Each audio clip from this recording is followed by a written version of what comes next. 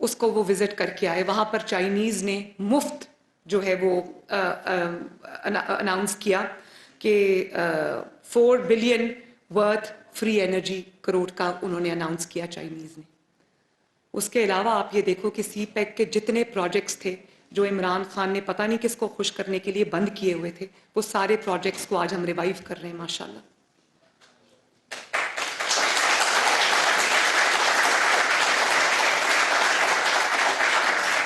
किया है, करेंगे इंशाल्लाह। पहले सुन लो। उसके बाद N25 नेशनल हाईवे क्वेटा से कराची, उसकी वो बुनियाद रखने जा रहे हैं। उसके बाद अब आप आ जाओ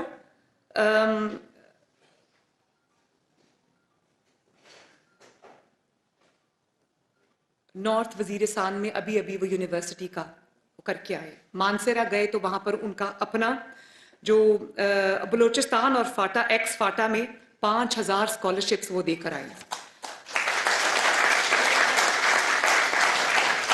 मानसेरा गए तो वहां पर लैपटॉप्स अनाउंस करके आए।